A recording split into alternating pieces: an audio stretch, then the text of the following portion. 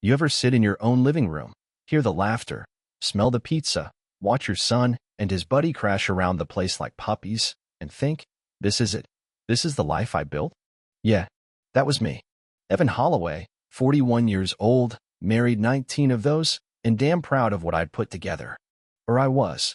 You wouldn't have seen anything wrong if you walked into our house back then. Jason, my son, 18, all knees and sarcasm, was always hauling his friends over. One in particular. Tyler Brooks. Good kid, good grades, wide smile, all-American charm dripping off him like he knew it and liked it. Jason and Tyler would set up camp in the den every weekend. Video games, energy drinks, pizza boxes stacking up like a damn sculpture exhibit. And my wife, Denise. Well, she played the doting mom. Cookies in the oven, cooler stocked, a smile just a little too shiny sometimes. But hey, I thought, she's just happy the house is still full of life. Happy to still be needed. The funny thing about betrayal is you never see it from the front door. No, it leaks in slow, quiet. Like a draft you don't notice until your bones start aching. It started small. Denise would find reasons to be around when the boys were changing after swimming. Folding towels she didn't need to fold. Reorganizing shelves that had been fine for years. I caught her once, peeking from the hallway. One of those too long glances you pretend not to see. Tyler, for his part, was oblivious. Or maybe not. Hard to say. At 18, a boy still thinks the world spins because of him. Still, I chalked it up to midlife crisis nonsense. Harmless. Flattering to her ego, maybe. I wasn't gonna light the house on fire because of a stray look. Hell, marriage has its seasons. I figured this was just a cold front blowing through. But then there was that night. It was one of those sleepovers where you have to step over discarded socks and pizza crusts just to find the remote. Jason had passed out first, controller still clutched in his hands. Tyler, stretched out on the couch, his shirt twisted halfway up from the summer heat. I got up in the middle of the night to check the thermostat, and that's when I saw it. Denise, my wife, on her knees next to Tyler. I froze. She wasn't touching him. Not quite. But she was close. Too close. Her face near his waist, hovering there like gravity had pulled her. Her hand trembled just inches away from him before she snapped it back like a guilty kid stealing cookies. I stood in the shadow of the hallway, heart hammering so hard I thought it might crack a rib. She didn't see me. Or maybe she did. And maybe she just didn't care anymore. I backed away. Quiet. Careful. Like I was the intruder in my own damn home. You might think I charged in, started yelling, woke the whole house. But no, I'm not that guy. Not anymore. Rage is easy. Silence? Silence is power. I went back to bed. Slid under the covers next to her warm body, breathing steady as if nothing had happened. And I smiled to myself. Because right then and there, I decided, if Denise wanted war, she picked the wrong man to betray. And I wasn't going to make noise. No, sir. I was going to make history. The morning after that little midnight theater show, I brewed coffee like nothing had changed. Poured Denise her usual cup, 2 sugars, little splash of cream, and slid it across the counter. She thanked me without meeting my eyes. Good. Let her squirm. Jason came stumbling down the stairs 15 minutes later, looking like he'd fought a war against his blanket and lost. Tyler followed, shirtless, of course, because apparently teenage boys believe shirts are optional indoors. Breakfast was awkward, thick with something unspoken. Jason was half dead over his pancakes, but Denise kept tossing little glances at Tyler. And him? He didn't even notice. Just polished off 3 pancakes and asked if we had any protein bars. It would have almost been funny if it wasn't so damn pathetic. Later that afternoon, Jason headed out to pick up some parts for his old Jeep. Tyler, naturally, decided to hang back. I'll catch up later, man, he said, flopping onto the couch like he owned the place. The second Jason's car pulled out of the driveway, Denise appeared in the living room doorway. Different energy now. Nervous. Giddy. She twisted a piece of hair around her finger like some love-struck teenager. I watched from the hallway.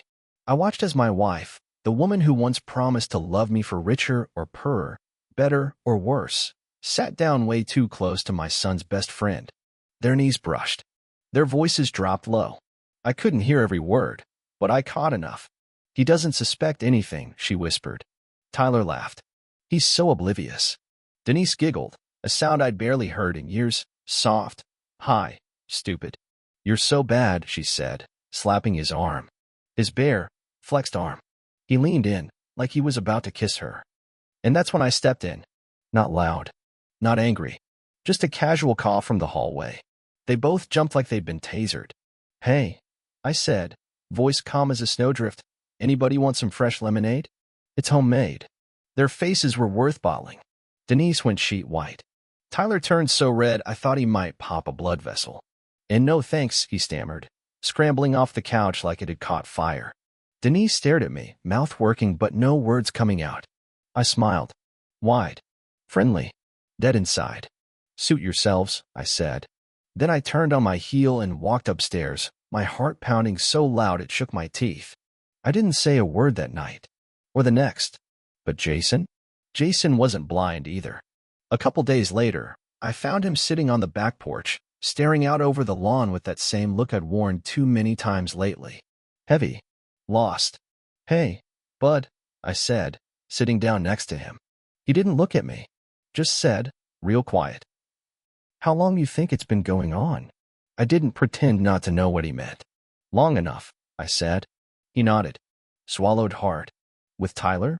Huh? Yeah. Silence. Heavy as a sledgehammer. Finally he said, voice shaking. I want to wreck them. And I, calm as the clouds before a tornado, put a hand on his shoulder and said, oh, we will. But not how they expect. We sat there in the fading light, father and son, two betrayed men plotting revenge not with fists, not with screams, but with patience. We were going to tear their little fantasy apart. Quietly. Ruthlessly. And they were going to thank us for it before they even realized the ground was gone under their feet. The thing about revenge is, you can't rush it. You have to let it marinate. Slow roast it like a brisket, low heat, steady hand, full attention. Otherwise, you just make a mess. And I was done making messes. Jason and I spent the next couple of days pretending everything was normal. Denise fluttered around the house in her new skin, lighter, almost giddy, like she was already living in her next life. Tyler kept coming around too, a little more cautious now, but still strutting like the teenage idiot he was. Perfect. You want people comfortable before you pull the rug out from under them. Otherwise, they brace. And we wanted them to fall hard. First move, technology. Jason was better at tech than I was, no shame in admitting that. Kid grew up with Wi-Fi in the crib, practically. So he rigged up a little device the size of a lighter, tucked into the side of the living room speaker. It caught everything they whispered when they thought no one was around. I set up a private cloud folder. Labeled it Home Projects, in case anyone ever snooped. Password protected, encrypted. Nothing fancy, but good enough. Every conversation they had was getting stored there. And man, the things they said. I can't wait until it's just us, Denise whispered one night, thinking Jason and I were upstairs. He's so old, Tyler said, snickering. Like, I don't even think he notices half the time. He's comfortable, Denise sighed. He doesn't even fight for me anymore. Old. Comfortable. Didn't fight for her anymore. Funny how she left out the part where I build a whole damn life with her. Funny how fast history rewrites itself when there's hormones and a six-pack involved. But I wasn't mad. Not really. I was patient. Second move, isolation. Jason stopped hanging out with Tyler outside the house. Always some excuse. Gotta study. Busy with college apps. Helping dad. At first, Tyler didn't notice. Too busy thinking with the wrong brain. But little by little, the tension grew. Tyler wanted Jason's approval. His friendship. He needed to feel like he was still the golden boy. And Denise, oh, she noticed too. She tried to nudge Jason into inviting Tyler over more often. Bought Jason his favorite snacks. Offered movie nights. Even tried dragging me into it. It's good to have the boys around. Evan. Keeps the house lively. I nodded, smiled, played dumb. Sure, Han, whatever you think. Inside, I was counting down. Waiting for the exact moment when they needed each other a little too much. Third move, the party. We planned it under the innocent excuse of Jason's college send-off. Invites went out to friends, neighbors, family. Jason insisted on inviting Tyler, made a big show about it. Come on, man, it wouldn't be the same without you. Denise was thrilled. Overcompensating like crazy. Bought new decorations. Cleaned the house top to bottom. Even wore one of those sundresses she used to save for special occasions, the ones that reminded me why I fell for her in the first place. Too bad it wasn't for me anymore. The night of the party, the backyard looked like something out of a magazine. String lights, catered food, music humming from hidden speakers. Everyone laughing, drinking, hugging. And Tyler, right in the middle of it all, like a lamb fattened for slaughter. Because what she didn't know, was that Jason and I had invited a few extra guests. Friends of Jason's, classmates, neighbors, and every single one of them had seen what Denise and Tyler thought they were hiding. All we needed was a spark. And oh, it was coming. The party was humming like a well-oiled machine. Neighbors nursed beers by the grill. Old classmates shot hoops in the driveway. Jason played the golden boy host, smiling, joking, keeping everything light. And Denise? She floated around in that sundress like she was 20 again, laughing too hard at bad jokes, tossing her hair a little too often. And every so often, her eyes flicked toward Tyler. He followed her like a puppy, a tall, muscle-headed puppy who thought he was a wolf. I kept sipping my beer, smiling, laughing at the right times. To anyone watching, I was just the proud dad throwing a backyard bash, not the man tightening the noose. The sun dipped low, bathing everything in that warm orange glow that makes people a little too loose, a little too honest. Perfect timing. Jason caught my eye from across the yard. Subtle. Quick. Showtime. He grabbed a microphone we'd set up near the patio. For speeches, we told everyone, and tapped it a few times. "Hey everybody," Jason said, grinning like an idiot. "Thanks for coming out. Before the night gets crazy, I just wanted to say a few words about loyalty." The crowd chuckled. Jason always did have good comic timing. Denise beamed from the sidelines. Tyler elbowed one of his buddies like, "Hey, check it out. I'm famous." They had no idea. Jason cleared his throat. "You know," he said, pacing slow, casual, "loyalty's a funny thing. You think you have it. Friends, family, you think it's unbreakable. And then sometimes," he let the words hang in the air, "sometimes you realize some people are just good at pretending." The laughter thinned out. I started shifting around, uncertain. Denise's smile faltered. Tyler frowned. "And that's why," Jason said, pulling out his phone, "I think it's only right to celebrate the people who stayed true, and the ones who didn't." He tapped the screen. Behind him, the big screen we'd set up, supposedly for a slideshow of family memories, flickered to life. It started innocently enough. Pictures of Jason and his friends. Family vacations. Laughing by the lake. But then, there it was. A security cam clip. Living room, late at night. Tyler and Denise sitting a little too close. Whispering. Laughing. Her hand brushing his thigh. Then another clip. Denise in the kitchen, pressing Tyler up against the counter like a desperate teenager. A low gasp rippled through the crowd. Someone dropped a beer bottle. Denise slapped a hand over her mouth. Tyler turned sheet white.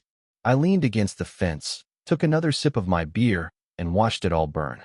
Jason let it roll for a good 20 seconds, enough to make sure everyone got the picture. Then he tapped the mic again. "Not much loyalty there, huh?" he said, voice steady, smiling like he'd just won the lottery. "But hey, thanks for teaching me a lesson early, Mom."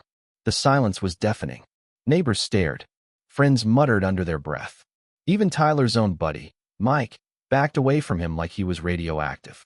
Denise stumbled forward, reaching for Jason, her mouth opening and closing like a fish out of water.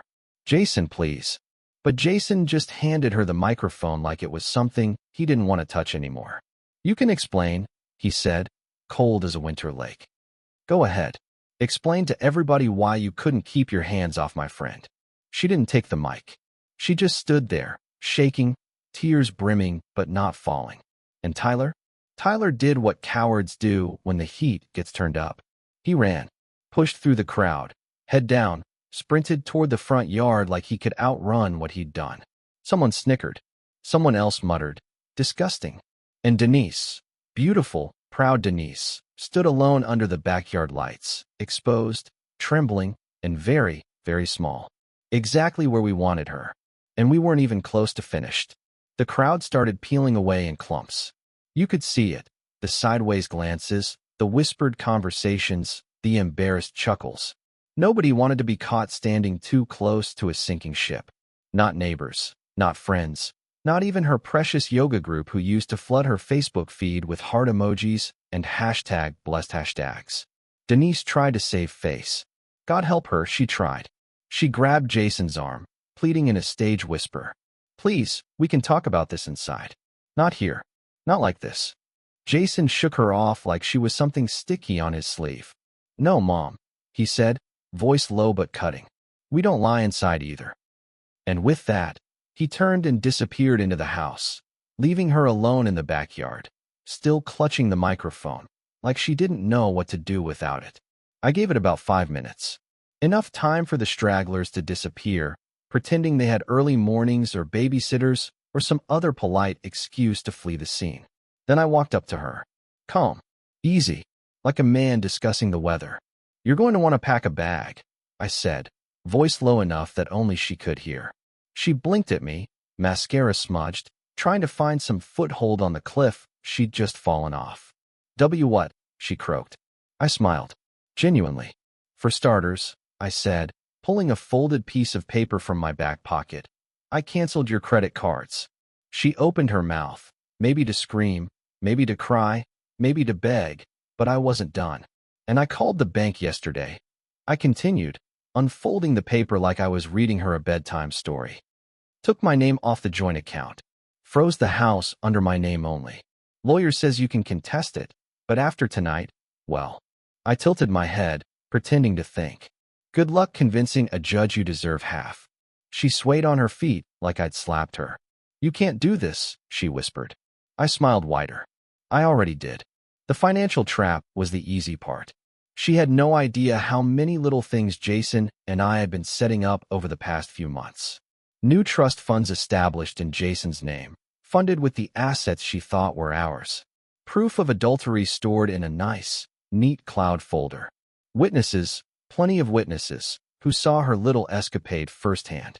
A prenup she forgot we signed 15 years ago, a dusty old document that suddenly meant everything. Adultery clause, financial forfeiture, no spousal support. She could keep her car. She could keep her yoga pants. Everything else, gone. Socially? Oh, that was just starting to ripple. Within hours, Facebook was buzzing.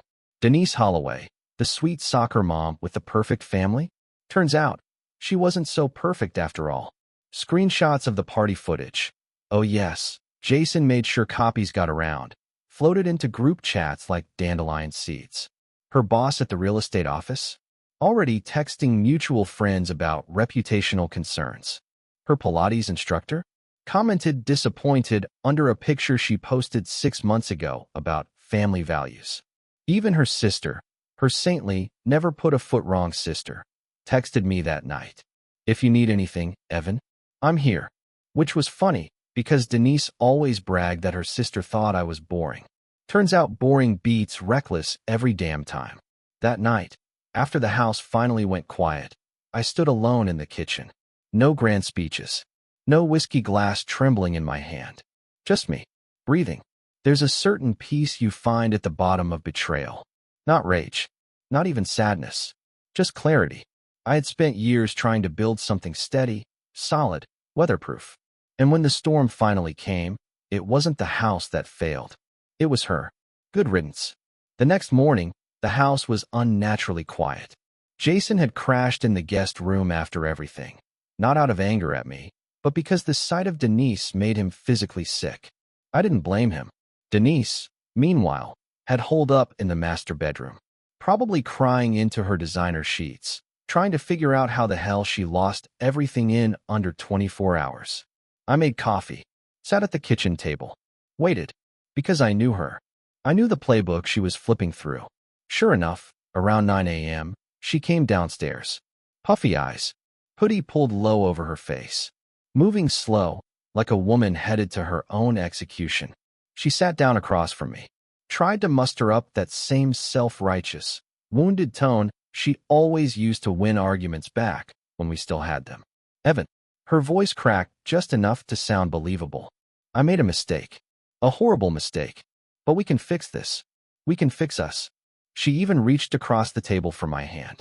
I looked down at her fingers, the same fingers that had been tangled in Tyler's hair a few nights ago, and then calmly set my coffee cup right between us, like a polite little barrier. "You think this is fixable?" I asked, voice calm enough to belong on a nature documentary. She nodded, desperate. "I'll go to therapy. I'll quit my job. I'll never talk to Tyler again." I stared at her for a long moment. Let her squirm. Then, real quiet, I said, "You're not sorry you did it. You're sorry you got caught." She flinched like I'd hit her with a hammer. Good, because that was the first honest moment she'd had with me in years. I stood up, slow and steady. "Pack your things, Denise," I said. "You can stay at your mother's. Tell her whatever you want. She always liked your fairy tales." She opened her mouth, maybe to argue, maybe to beg again, but I cut her off with a single raised hand. "And if you so much as step near Jason without clearing it through my lawyer first," I added, voice dropping to iron, "I'll file for full custody faster than you can blink." She sat there frozen, like a deer who finally realizes the headlights aren't slowing down. But she wasn't done yet. No. Denise still had one bullet left in her empty little gun. She tried to go after me at work. Yeah.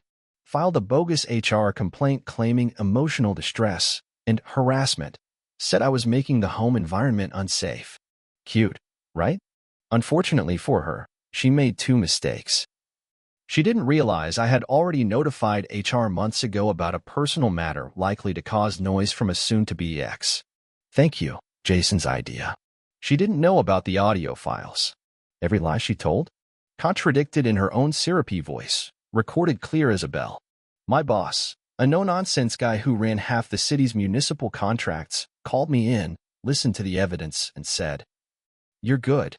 She's not your problem anymore." Then he grunted and added, "Actually, hell of a heads-up move.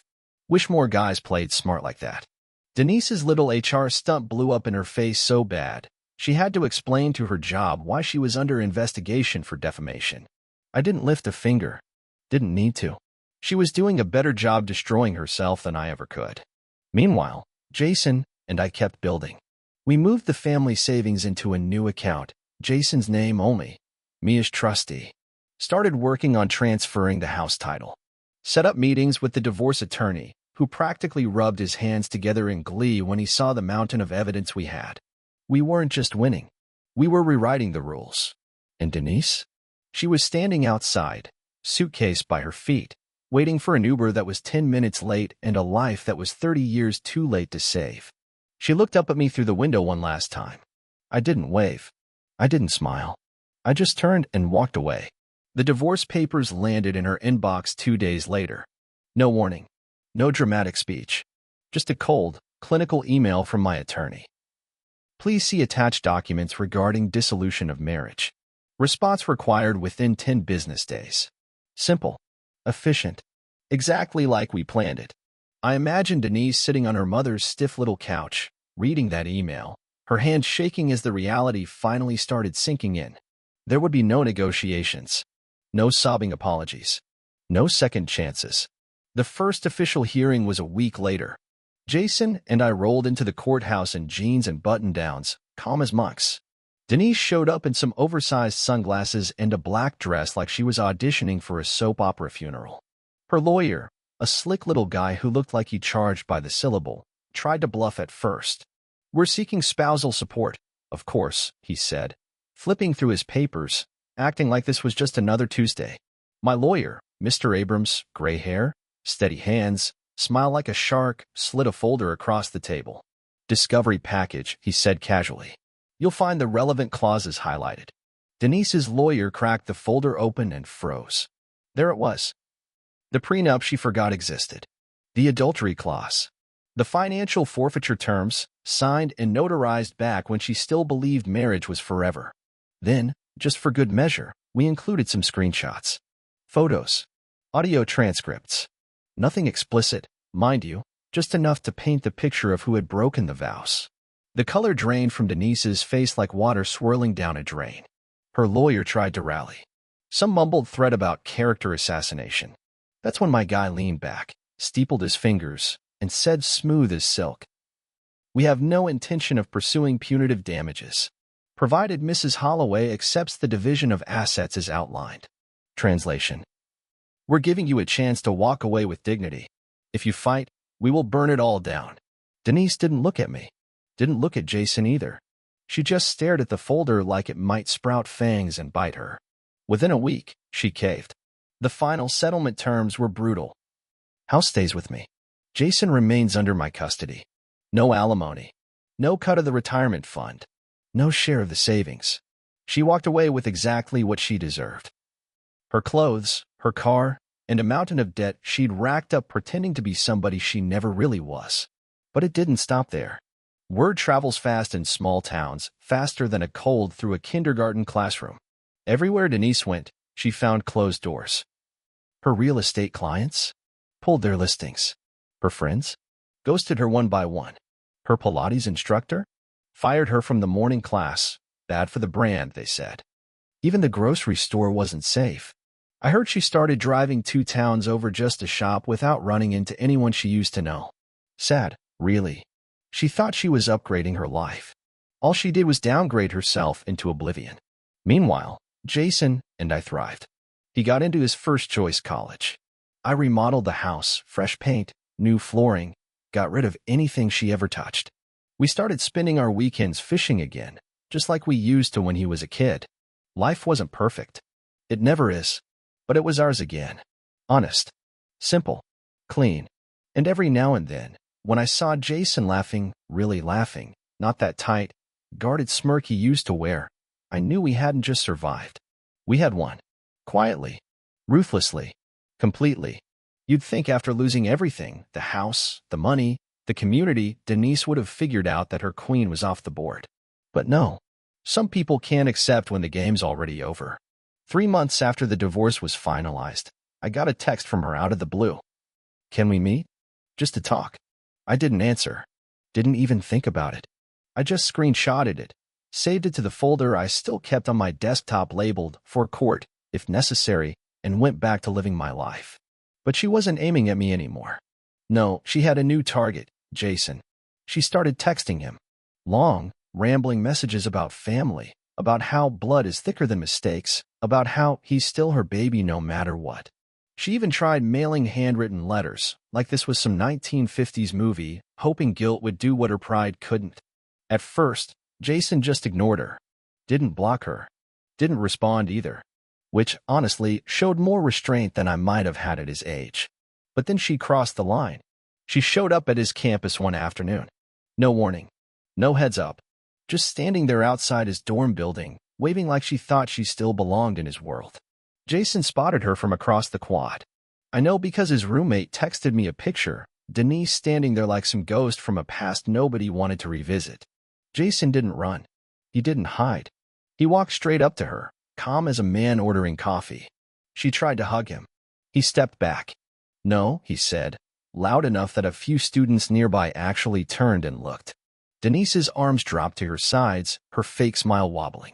Please, Jason, she said. Can we just talk? Jason looked at her for a long time. Really looked. Like he was seeing her not as a mom, not even as a betrayer, but just as some sad, desperate woman who didn't know when she was beaten. And then, God bless him, he said something I'll remember for the rest of my life. Calm. Clear. No anger. No raised voice. Just cold, simple truth. You chose a kid over your family. Now you get to be alone with that choice. And he turned around. Walked back into his dorm. Never looked back. Denise stood there for a while, apparently. Long enough for more students to notice her and whisper. Long enough for reality, the real, ugly kind, to finally settle into her bones. She left campus alone. And that was the last time Jason ever spoke to her. No long goodbye. No emotional monologue. Just silence. The kind that echoes. The kind that sticks. Meanwhile, life went on. Jason flourished. New friends. New opportunities. No ghosts clinging to his ankles. And me? I slept better than I had in years. No lies in the house. No shame creeping up the stairs. No Cold War happening in the silence after dinner. Just peace. Earned. Defended. Owned. Dear viewer, thank you for your invaluable viewing. We will be very grateful for your likes, subscriptions, comments, and sharing our story. See you soon.